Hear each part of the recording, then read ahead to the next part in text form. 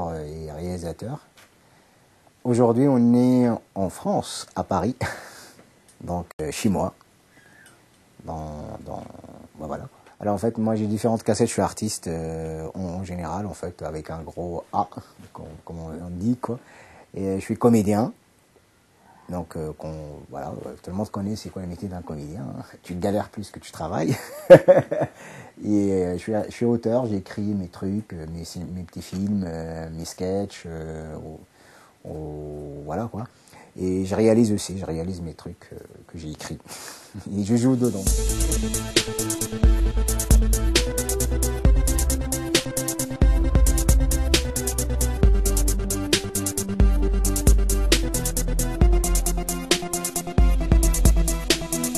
Moi, en fait, au début, j'ai croisé quelqu'un que tout le monde connaît qui s'appelle Jamal Debbouze.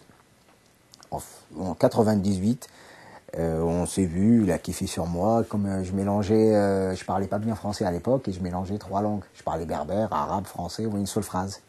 Donc la personne, il était mort de rire. D'un coup, on m'a proposé de faire des sketchs avec lui sur Canal+, qui s'appelait Le cinéma de Jamal, la critique et le cinéma de Jamal. Donc on a fait ça, c'était bien passé, impeccable. Et à partir de là, il dit tiens, pourquoi pas quoi. Et après je suis parti j'ai un peu lâché l'affaire, je suis parti dans la musique. Et c'est là où j'ai rencontré aussi plein de gens, plein de monde. Et voilà quoi.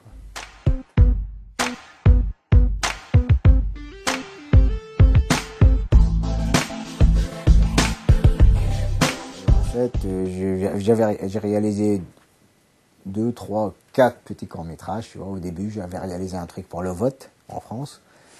Tu peux le voir sur Internet, qui s'appelle Voter en 2007. Et après, j'ai réalisé un truc qui s'appelle Mon histoire à moi. Pareil, c'est des trucs à l'arrache. Et après, dernièrement, après, il y avait plein de petits sketchs, plein de petits trucs qu'on peut... je sais pas comment on appelle le truc, mais en tout cas, c'est fait, quoi. Et le dernier court-métrage que j'ai réalisé, qui s'appelle SOS Suicide.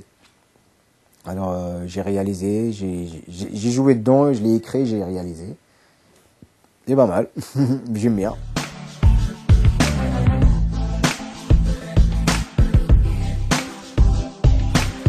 Au niveau de mon parcours, moi je rencontre toujours des difficultés comme on est en France et quand tu as un accent arabe en France, en fait, t'es un peu...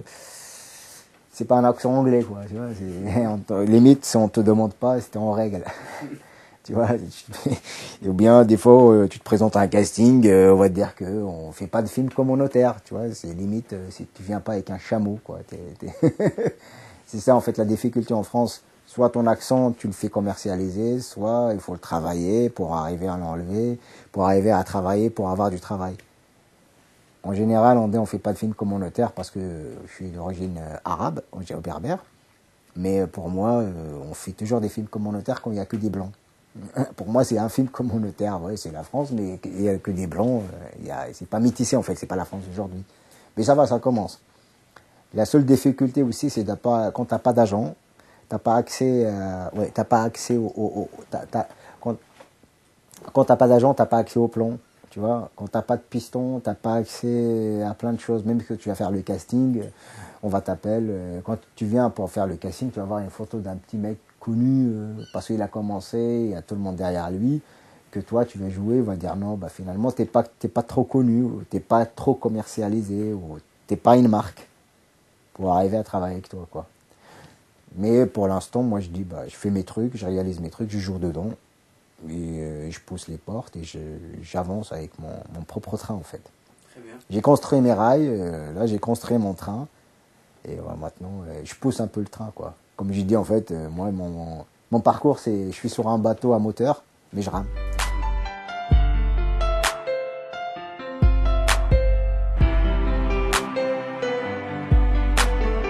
Alors, en fait, là, on est sur les toits de Paris. Voilà, on est en haut de tout Paris.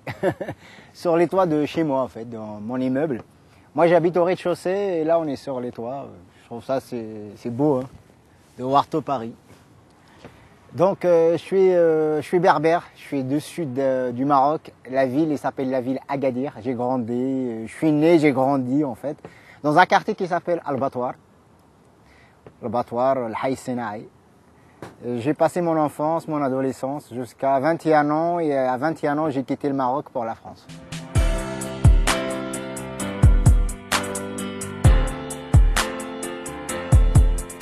Le lien que je retiens encore avec le Maroc, il y a encore ma mère qui est là en France. Et il y a mes grands-parents au Maroc, il y a la moitié de ma famille en fait, il y a toute ma famille quoi. Mais comme je suis fils unique, c'est un peu difficile à dire, j'ai un lien avec le Maroc. Ouais, peut-être, j'ai un lien avec le Maroc, c'est moi-même qui fait le lien avec moi-même. Donc comme je suis marocain, c'est pas mal. Le Maroc d'aujourd'hui, moi quand j'étais au Maroc en fait à l'époque, il n'y avait pas internet. Tu vois, il n'y avait pas de téléphone, moi j'avais pas d'argent. Aujourd'hui, c'est un Maroc un peu, et il a bien avancé, tu vois, il y a Internet, il y a les téléphones, tu viens pour passer des vacances, tu es tellement dépassé par la technologie qui existe. En fait, j'ai un petit truc vite fait, un petit proverbe qui dit que quand les anciens Marocains qui sont arrivés en France, ils sont arrivés avec une tradition marocaine. Donc en France, ils sont avancés sur la modernité. Mais ils ne sont pas avancés sur la tradition. Au Maroc, ils sont avancés sur la tradition, mais ils sont un petit peu sur la modernité, ça vient petit à petit. Mais maintenant, le Maroc, il est vachement dans un... Les gens, surtout Internet, ça ouvre beaucoup de portes.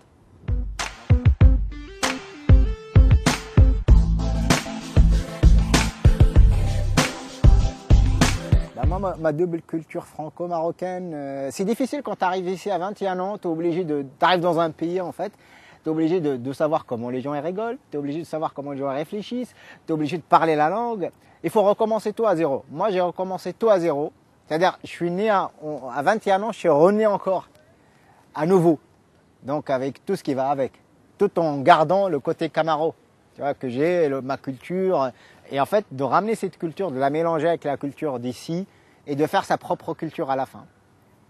Et à la fin, c'est ma propre tradition, c'est ma propre culture. Limite, c'est ma propre religion. Mais il y a une base quelque part.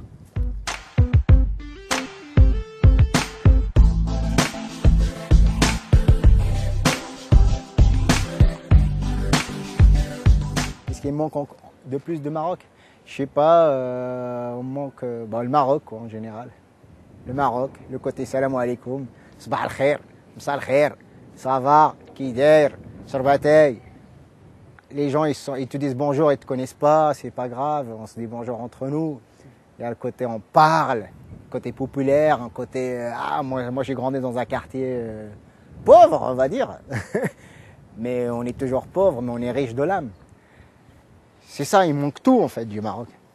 Il manque tout. Mais je vais pas tout le temps au Maroc, c'est un peu avec le temps. Manque d'argent et surtout manque de temps aussi. Mais comme je suis papa j'ai 2 petites filles, donc j'ai pas trop le temps d'y aller au Maroc. Mais non, pour l'instant, non, ça va. Il me manque au Maroc en général. J'ai envie de voir mes grands-parents. Et la chance que j'avais dans ce quartier, en fait, c'est que je fume pas, je bois pas. Sinon, le reste, je te laisse imaginer. Voilà. Une petite anecdote aussi, j'ai jamais monté dans un trafic de police. J'ai jamais été au commissariat, j'ai jamais été en prison, mais j'étais super agressif quand j'étais adolescent. Je participais, je pratiquais beaucoup de sports de combat. Les mecs ils vont faire du foot, moi je fais faire du Viet Vo Dao vietnamien. Donc voilà, j'étais à fond dedans, ils me prenaient tous pour un fou. Finalement ça m'a donné beaucoup de choses ce quartier, ouais, c'est marrant. Des fois j'en retourne. Je m'installe dans des endroits où j'ai passé mon enfance. C'est marrant, les gens ils te voient, ils disent bah tiens, il est revenu, il était pareil qu'avant.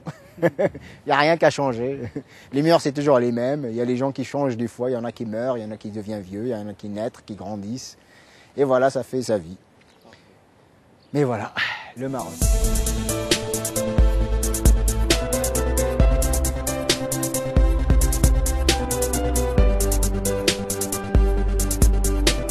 Qu'est-ce que je pense à apporter au pays d'origine? Déjà, il m'a apporté beaucoup de choses, le pays d'origine, donc tu vois. Et moi, je pense à apporter quoi? Je sais pas, si on me fait confiance, je peux apporter mon expérience, ma manière de vivre, ma manière de voir les choses, de faire, de réaliser, de jouer, tu vois. Après, voilà, le problème qui existe chez nous, moi, à mon époque, quand tu veux faire un truc, on va te dire toujours non, arrête, ça c'est de la merde, ça c'est déjà fait. Tu vois, on te donne pas le courage. Tu vois, à mon époque, le truc dégoûté au Maroc, on m'a jamais posé la question qu'est-ce que tu as envie de faire dans ta vie? C'est quoi ton envie? Qu'est-ce que tu préfères? C'est quoi voilà. J'étais un peu, les gens ils s'en foutent complètement quoi. Et ils courent derrière l'argent, c'est tout quoi. Mais bon. Et comme moi je dis, moi je cours pas derrière l'argent, c'est l'argent qui court derrière moi. Et ma mère un jour elle m'a dit, écoute, il faudra qu'un jour tu t'arrêtes, comme ça il peut te rattraper. Mais le problème, je cours tellement vite qu'il m'a jamais rattrapé. Ah ouais, je regarde beaucoup sur internet, il y a beaucoup de choses et ça avance beaucoup. Tu vois, ça joue beaucoup, ça taille beaucoup. C'est super intéressant. Mais le problème, quand tu es marocain artiste à l'étranger, on va pas t'appeler pour faire des choses chez toi, mais par contre on attend toujours que tu cartonnes ailleurs pour qu'on te propose dans ton pays d'origine. Je trouve ça un peu dommage quoi. En fait non, je passe un vrai message à ma famille qui m'écoute, qui me regarde. Je leur dis merci de m'avoir inventé, tu vois, de m'avoir crié, de m'avoir donné envie de faire quelque chose dans ma vie, de m'avoir donné envie d'accrocher à la vie, d'avancer surtout, de ne pas regarder en arrière, d'avancer vers l'avenir.